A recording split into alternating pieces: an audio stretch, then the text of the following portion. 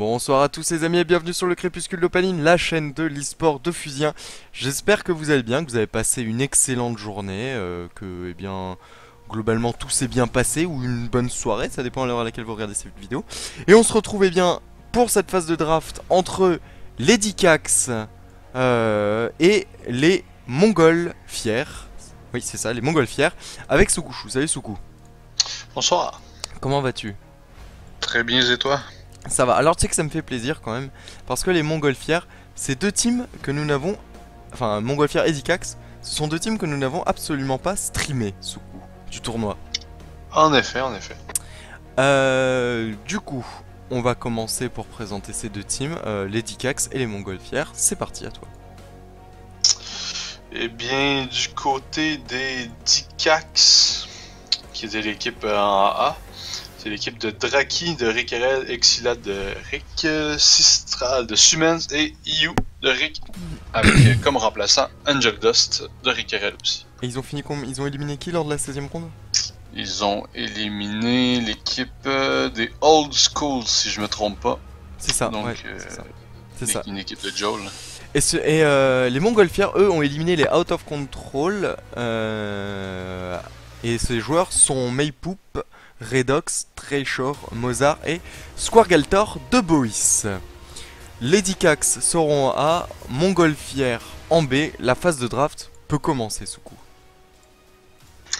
Oui, bah du coup, les Dikax, Banfeka directement en entrée, on n'a pas besoin d'en dire plus là-dessus, c'est le truc qu'on voit quasiment tout le temps, donc... Ouais, exactement. Bah, sur ces huitièmes de finale, le Feka a été ban 6 fois premier et une fois en deuxième. Donc ça fait 7 fois sur 8 où il est constamment ban dès le début. La réponse des Montgolfières c'est quand même assez, enfin, est quand même assez surprenant, c'est le Xelor qui est ban, Sukushu. Bah, c'est surprenant, il y a beaucoup de gens qui vont le faire comme ça, ils veulent pas nécessairement avoir un Xel dans le combat, donc ils préfèrent le ban directement. Et peut-être essayer d'affronter une coop, quand même. Ouais, mais du coup effectivement tu parles de coopération, c'est-à-dire qu'il reste le Sacrieur quand même, et le Sacri eh bien, va être instaloc directement par les Dikax. Oui, bah, truc logique, donc rien à dire là-dessus non plus. Là. Ok, oui, bah il te reste, il reste combien de classes? Enfin non, il reste quand même pas mal de classes, mais tu compterais par quoi ça, le Sacrieur, sachant que t'as même plus le Xelor en fait. Personnellement, je prendrais Enutrof et Zobal, le truc, le meilleur contre à mon avis de Sacria actuellement, donc En tout cas les classes les plus OP qui ouais. sont encore disponibles, ouais c'est sûr.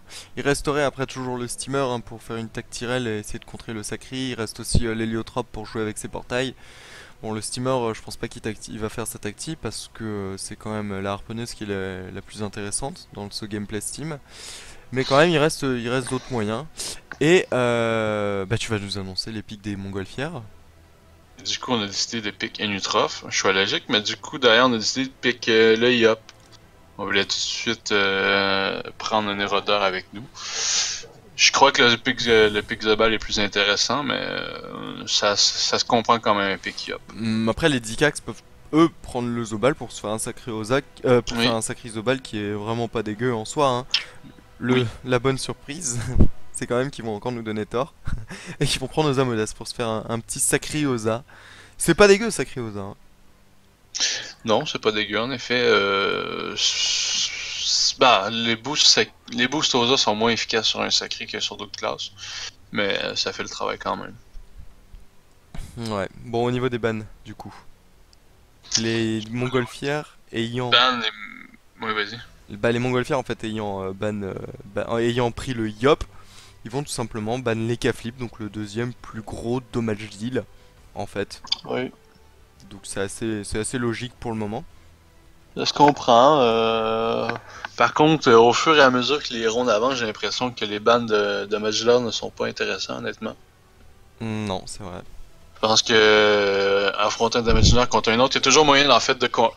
Si même si on a un Damagillard plus faible, on peut jouer sans zéro, on peut jouer avec d'autres façons, donc à mon avis, c'est peut-être pas la meilleure stratégie à adopter. Ouais. Surtout Mais qu'on bon, voit on a maintenant. décidé d'y aller comme ça pour laisser soit en érodeur seulement le SRAM ou le roublard, mais Surtout qu'on c'est voit, risqué quand même. on voit maintenant qu'on peut gagner avec des compos sans zéro. Donc au final, Ouais. bannir les érodeurs n'est pas forcément la technique.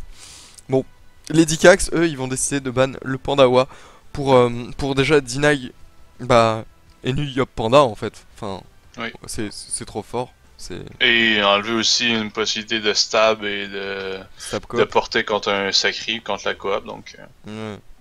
C'est stab pour éviter la coopération. c'est un double intérêt de ban de Panda. Ça, c'est un ban totalement logique. Donc. Extrêmement logique. On va passer quand même au ban de map avant la deuxième partie de la draft. Tu vas me les annoncer puis je vais du coup les rentrer. Du coup, on a décidé de ban la map 3. Une map très grande, bon, avec beaucoup de lignes de vue. C'est étonnant que ça vienne quand même des Montgolfières, qu'on banne cette map-là, parce que c'est une très très bonne map pour un Inutroph. Mais on a simplement évité sans doute juste de jouer sur une grande map, et du coup de l'autre côté on banne la map 12, une map super cac.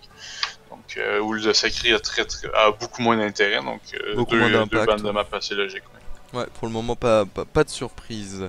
On va quand même passer à la deuxième partie de cette. Enfin, il n'y a même pas de quand même. On va passer à cette deuxième partie de draft. L'Eneripsa qui va être pique chez les Montgolfières. Il nous faut du don PA.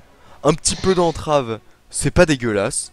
Donc, on décide de prendre l'Eneripsa sous coup. Ouais, honnêtement, je suis vraiment pas convaincu de ce pick-là. Parce que Enfin, de un, Zobal, hein. l'Eniripsa aurait pu être disponible après, Le Zobal, à mec. mon avis. Ben oui, attends, l'Eniripsa aurait pas été pick de l'autre côté parce que Sacri, Oza, Eni, ça a peu d'intérêt. Donc ça doit qu'il serait resté libre, donc on aurait pu le prendre plus tard, et surtout qu'on pouvait prendre un Zobal de l'autre côté, mais surtout l'enlever à l'autre équipe. Oh là Donc, là. Le Zobal est toujours à mon OP. avis, c'est une grosse erreur de draft. L'avenir nous le dira, mais quand même, à mon avis, le pick Zobal était Je pense que le obligatoire. pick Zobal va être pris en face en vrai, hein. Ah Enfin, oui, tout à fait. comment Mais tu peux de l'autre éviter? côté, ils font exactement le meilleur pick possible. Ils font pick Zobal, pick Steamer. C'est le meilleur truc qui est automatiquement. C'est le meilleur pick qu'ils pouvaient faire dans les deux cas. Mais pas des Donc, rôdeurs. on a Mais pas des rôdeurs. pas de Roda, mais Oza Sacré Zobal Steamer, à mon avis, c'est une. Même avec. On connaît pas encore la dernière classe, mais à mon avis, ça va être une composition supérieure à l'équipe adverse, de base. Même si on n'a pas des Roda. Ils auraient pu se prendre un Stram, ça aurait pas été dégueu. Je crois pas que le SRAM est super adapté à la composition qu'ils vont affronter. Je pense que le Steamer est plus adapté, donc. C'est vrai, ça débuffe en permanence après pour le Yop. Ok, d'accord. Attention quand même hein, à cet Enutroph et à cet Eneripsa qui peuvent faire très mal à ce steamer chez le Dikax. On verra, mais c'est vrai que aux steamer ça fonctionne très bien, on l'a vu sur toutes ces phases de ronde, c'est vraiment pas dégueulasse. Le Zobal qui est au final un peu l'incompréhension de cette draft pour le moment, j'ai l'impression, qui n'a pas été pick plus tôt et qui est récupéré un peu en fait.